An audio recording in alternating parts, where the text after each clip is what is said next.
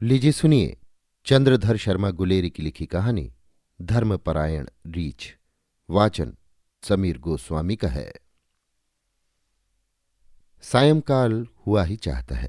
जिस प्रकार पक्षी अपना आराम का समय आया देख अपने अपने खेतों का सहारा ले रहे हैं, उसी प्रकार हिंस्र श्वापद भी अपनी अव्याहत गति समझकर कंदराओं से निकलने लगे हैं। भगवान सूर्य प्रकृति को अपना मुख फिर एक बार दिखाकर निद्रा के लिए करवट लेने वाले ही थे कि सारी अरण्यारी मारा है बचाओ मारा है की कातर ध्वनि से पूर्ण हो गई। मालूम हुआ कि एक व्याध हाँफता हुआ सर पर दौड़ रहा और प्रायः 200 गज की दूरी पर एक भीषण सिंह लाल आंखें सीधी पूंछ और खड़ी जटा दिखाता हुआ तीर की तरह पीछे आ रहा है। व्याध की ढीली धोती प्रायः गिर गई है। धनुष बाण बड़ी सफाई के साथ हाथ से च्युत हो गए हैं। नंगे सिर बेचारा शीघ्रता ही को परमेश्वर समझता हुआ दौड़ रहा है। उसी का ये कातर स्वर था। ये अरण्य भगवती जन्हुतनिया और पूजनिया कलिंद नंदिनी के पवित्र संगम के समीप विद्यमान है। अभी तक यहाँ उन स्वार्थी मनुष्य रूपी निशाचरों का प्रवेश नहीं हुआ था जो अपनी वासनाओं की पूर्ति के लिए आवश्यक से चौगुना पंचगुना पाकर भी झगड़ा करते हैं, परंतु वे पशु यहाँ निवास करते थे जो शांतिपूर्वक समस्त अरण्य को बांटकर अपना अपना भाग्य आजमाते हुए न केवल धर्मध्वजी पुरुषों की तरह शिष्णुधर्परायण ही थे, प्रत्युत अपने परमात्मा का स्मरण करके अपनी निकृष्ट योनि को उन्नत भी कर रहे थे। व्याध अपने स्वभाव के अनुसार यहाँ भी उपद्रव मचाने आया था। उसने बंग देश में रोहू और झिलसा मछलियों और हासेर डिम को निर्वंश कर दिया था। बंबई के केकड़े और कछुओं को वो आत्मसात कर चुका था और क्या कहें, मथुरा वृंदावन के पवित्र तीर्थों तक में वो वकवृत्ति और विडाल व्रत दिखा चुका था। यहाँ पर सिंह के कोपन बदनाग्नि में उसके प्रायश्चितों का होम होना ही चाहता है। भागने में निपुण होने पर भी वो मोटी तोंद उसे बहुत कुछ बाधा दे रही है। सिंह में और उसमें अब प्रायः 20 ही 30 गज का अंतर रह गया और उसे पीठ पर सिंह का उष्ण निश्वास मालूम सा देने लगा। इस कठिन समस्या में उसे सामने एक बड़ा भारी पेड़ दिख पड़ा। अपचीय मान शक्ति पर अंतिम कोड़ा मारकर वो उस वृक्ष पर चढ़ने लगा और 50 पक्षी उसकी परिचित डरावनी मूर्ति को पहचानकर अमंगल समझकर त्राही त्राही स्वर के साथ भागने लगे। ऊपर एक बड़ी प्रबल शाखा पर विराजमान एक भल्लूक को देखकर व्याध के रहे सहे होश पैतरा हो गए। नीचे मंत्र बल से कीलित सर्प की भांति जला भुना सिंह और ऊपर अज्ञात कुलशील रीछ। यों कड़ाही से चूल्हे में अपना पड़ना समझकर वो किंकर्तव्य विमूढ़ व्याध सहम गया, बेहोश सा होकर टिक गया। ना ययो ना तस्थो हो गया। इतने में ही किसी ने स्निग्ध गंभीर निर्घोष मधुर स्वर में कहा, अभयम शरणागतस्य अतिथि देव, ऊपर चले आइए। पापी व्याध सदा छल छिद्र के कीचड़ में पला हुआ इस अमृत अभयवाणी को न समझकर वहीं रुका रहा। फिर उसी स्वर ने कहा, चले आइए महाराज, चले आइए, ये आपका घर है। आज मेरे बृहस्पति उच्च हैं, जो ये आपावन स्थान आपकी चरण धूलि से पवित्र होता है। इस पापात्मा का आतिथ्य स्वीकार करके इसे उद्धार कीजिए। वैश्व देवांत मापन्नो सौ तथिह स्वर्ग संग क्या, पधारिए। ये विष्टर लीजिए, ये पाद्य, ये अर्ध, ये मधुपर्क। पाठक जानते हो ये मधुर स्वर किसका था? ये उस रीछ का था। वो धर्मात्मा विंध्याचल के पास से इस पवित्र तीर्थ पर अपना काल बिताने आया था। उस धर्म प्राण धर्मेक जीवन ने वंश शत्रु व्याध को हाथ पकड़कर अपने पास बैठाया, उसके चरणों की धूलि मस्तक से लगाई और उसके लिए कोमल पत्तों का बिछौना कर दिया। विस्मित व्याध भी कुछ आश्वस्त हुआ। नीचे से सिंह बोला, रीछ, ये काम तुमने ठीक नहीं किया। आज इस आतताई का काम तमाम कर लेने दो, अपना अरण्य निष्कटंक हो जाए। हम लोगों में परस्पर का शिकार न छूने का कानून है, तुम क्यों समाज नियम तोड़ते हो? याद रखो, तुम इसे आज रखकर कल दुख पाओगे, पछताओगे। ये दुष्ट जिस पत्तल में खाता है उसी में छिद्र करता है, इसे नीचे फेंक दो। रीछ बोला, बस मेरे अतिथि परमात्मा की निंदा मत करो, चल दो। ये मेरा स्वर्ग है, इसके पीछे चाहे मेरे प्राण जाएं। वो मेरी शरण आया है, इसे मैं नहीं छोड़ सकता। कोई किसी को धोखा या दुख नहीं दे सकता है। जो देता है वो कर्म ही देता है। अपनी करनी सबको भोगनी ही पड़ती है। मैं फिर कहे देता हूं, तुम पछताओगे। ये कहकर सिंह अपना नख काटते हुए दुम दबाए चल दिया। प्रायः पहर भर रात जा चुकी थी। रीछ अपने दिन भर के भूखे प्यासे अतिथि के लिए, सूर्योड़ अतिथि के लिए कंदमूल फल लेने गया है, परंतु व्याध को चैन कहाँ। दिन भर की हिंसा प्रणव प्रवृत्ति रुकी हुई हाथों में खुजली पैदा कर रही है। क्या करे। बिजली के प्रकाश में उसी वृक्ष में एक प्राचीन कोटर दिखाई दिया और उसमें 3-4 रीछ के छोटे छोटे बच्चे मालूम दिए।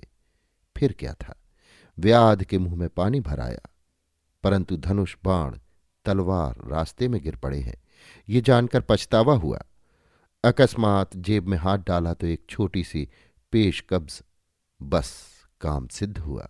अपने उपकारी रक्षक रीछ के बच्चों को काटकर कच्चा ही खाते उस पापात्मा व्याध को दया तो आई ही नहीं, देर भी न लगी। वो जीभ साफ करके ओठों को चाट रहा था कि मार्ग में फरकती बाई आंख के अशकुन को शांतम पापम नारायण, शांतम पापम नारायण कहकर टालता हुआ रीछ आ गया और चुने हुए रसपूर्ण फल व्याध के आगे रखकर सेवक स्थान पर बैठकर बोला, मेरे यहां थाल तो है नहीं, न पत्ते हैं। पुष्पम पत्रम फलम तोयम अतिथि नारायण की सेवा में समर्पित है। जब व्याध अपने दग्धोधर की पूर्ति कर चुका तो इसने भी शेषान्न खाया और कुछ प्रसाद अपने बच्चों को देने के लिए कोटर की तरफ चला। कोटर के द्वार पर ही प्रेमपूर्वक स्वागतमय दादा हो ना सुनकर उसका माथा ठनका। भीतर जाकर उसने पैशाचिक लीला का अवशिष्ट चर्म और अस्थि देखा, परंतु उस वीत राग के मन में तत्र को मोह कहा शोक एकत्व मनु पश्यतः। वो उस गंभीर पद से आकर लेटे हुए व्याध के पैर दबाने लग गया। इतने में व्याध के दुष्कर्म ने एक पुराने गीध का रूप धारण कर रीछ को कह दिया कि तेरी अनुपस्थिति में इस कृतघ्न व्याध ने तेरे बच्चे खा डाले हैं। व्याध को कर्म साक्षी में विश्वास न था। वो चौंक पड़ा, उसका मुंह पसीने से तर हो गया, उसकी जीभ तालू से चिपक गई और वो इन वाक्यों को आने वाले यम का दूत समझकर थर थर कांपने लगा। बूढ़े रीछ के नेत्रों में अश्रु आ गए, परंतु वो खेद के नहीं थे, हर्ष के थे। उसने उस गृध्र को संबोधन करके कहा, धिक मूढ़, मेरे परम उपकारी को इन उल्वण शब्दों से स्मरण करता है। व्याध से, महाराज, धन्य भाग उन बच्चों के जो पाप में जन्मे और पाप में बढ़े, परंतु आज आपकी अशनाया निवृत्ति के पुण्य के भागी हुए। ना मालूम किन नीचाति नीच कर्मों से उनने ये पशु योनि पाई थी। ना मालूम उनने इस गर्हित योनि में रहकर कितने पाप कर्म और करने थे। धन्य मेरे भाग्य, आज वे स्वर्ग द्वार मुपार्तनम में पहुंच गए। हे कुलतारण, आप कुछ भी इस बात की चिंता न कीजिए। आपने मेरे सप्तावरे सप्तपूर्वे तरा दिए। जिसे मद नहीं और मोह नहीं वो रीछ व्याध का संवाहन करके संसार यात्रा के अनुसार सो गया, परंतु उसने अपना निर्भीक स्थान व्याध को दे दिया था और स्वयं वो 2 शाखाओं पर आलंबित था। चिकने घड़े पर जल की तरह पापात्मा व्याध पर ये धर्माचरण और तज्जन्य शांति प्रभाव नहीं डाल सके। वो तारे गिनता जागता रहा और उसके कातर नेत्रों से निद्रा भी डर कर भाग गई। इतने में मटर गश्त करते वही सिंह आ पहुंचे और मौका देखकर व्याध से यों बोले, व्याध, मैं वन का राजा हूं, मेरा फरमान यहां सब पर चलता है। कल से तू यहां निष्कंट रूप से शिकार करना, परंतु मेरी आज्ञा न मानने वाले इस रीछ को नीचे फेंक दे। पाठक, आप जानते हैं कि व्याध ने इस यत्न पर क्या किया। रीछ के सब उपकारों को भूलकर उस आशा मुग्ध ने उसको धक्का दे ही तो दिया। आयु शेष से, पुण्य बल से, धर्म की महिमा से उस रीछ का स्वदेशी कोट एक टहनी में अटक गया और वो जागकर सहारा लेकर ऊपर चढ़ाया। सिंह ने अट्टहास करके कहा, देखो रीछ, अपने अतिथि चक्रवर्ती का प्रसाद देखो, इस अपने स्वर्ग, अपने अमृत को देखो। मैंने तुम्हें सायंकाल क्या कहा था? अब भी उस नीच को नीचे फेंक दो। रीछ बोला, इसमें इनने क्या किया? निद्रा की असावधानता में मैं ही पैर चूक गया, नीचे गिरने लगा। तू अपना माया जाल यहां न फैला, चला जा। रीछ उसी गंभीर निर्भीक भाव से सो गया। उसको परमेश्वर की प्रीत के स्वप्न आने लगे, और व्याध को कैसे मिश्र स्वप्न आए ये हमारे रसज्ञ पाठक जान ही लेंगे। नहीं कल्याणकृत कश्चित दुर्गति तात गच्छति। ब्रह्म मुहूर्त में उठकर रीछ ने अलग व्याध को जगाया और कहा, महाराज, मुझे स्नान के लिए त्रिवेणी जाना है और फिर लोक यात्रा के लिए फिरना है। मेरे साथ चलिए, मैं आपको इस कांतार से बाहर निकलने का मार्ग बतला दूं। परंतु आप उदास क्यों हैं? क्या आपके आतिथ्य में कोई कमी रह गई? क्या मुझसे कोई कसूर हुआ? ब्याध बात काटकर बोला, नहीं, मेरा ध्यान घर की तरफ गया था। मेरे पर अन्न वस्त्र के लिए धर्मपत्नी और बहुत से बालक निर्भर हैं। मैंने सुख से खाया और सोया, परंतु वे बेचारे शुद्ध शाम कंठ कल के भूखे हैं, उनके लिए कुछ पाथेय नहीं मिला। रीछ ने हाथ जोड़कर कहा, नाथ, आज आपकी छुरी का त्रिवेणी में ये देह स्नान करके स्वर्ग को जाना चाहता है।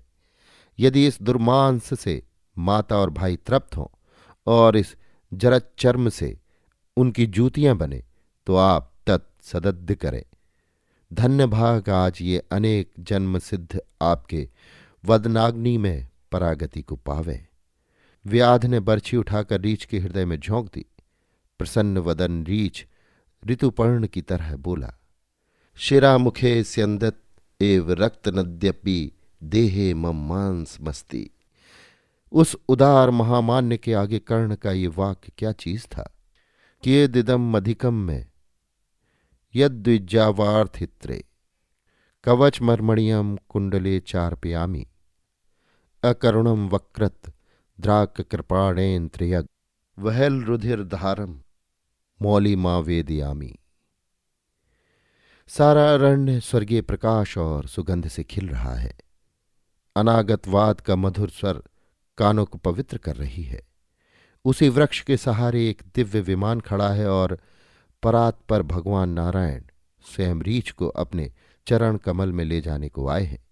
भगवान मृत्युंजय भी अपनी चंद्रकलाओं से उस शरीर को आप्यायित कर रहे हैं। देवांगनाएं उसकी सेवा करने को और इंद्रादिक उसकी चरण धूलि लेने को दौड़े आ रहे हैं।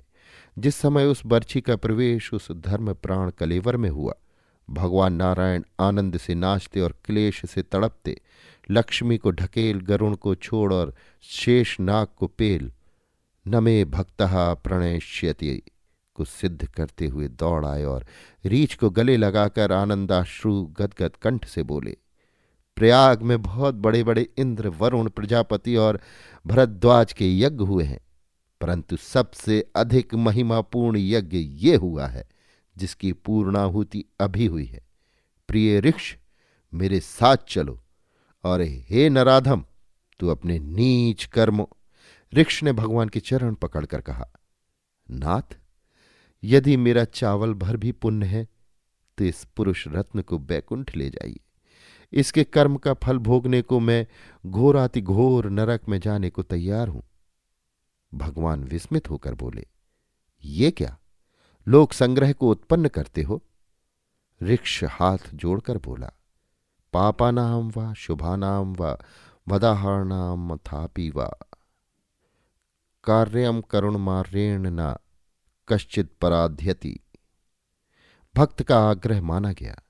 भगवान, व्याध और ऋक्ष एक ही विमान में बैकुंठ गए। भारतवासियों, ये तुम्हारे ही महाभारत की कथा है, परंतु अब पुराणों की भक्ति कहने ही की रह गई है। पुराणों को सिवाय वीक्षरंतु मनश्चक्रे के और किस वासना से पढ़ता है। अभी आप सुन रहे थे चंद्रधर शर्मा गुलेरी की लिखी चंद्रधर शर्मा गुलेरी की लिखी कहानी धर्मपरायण रीछ। वाचन समीर गोस्वामी का था।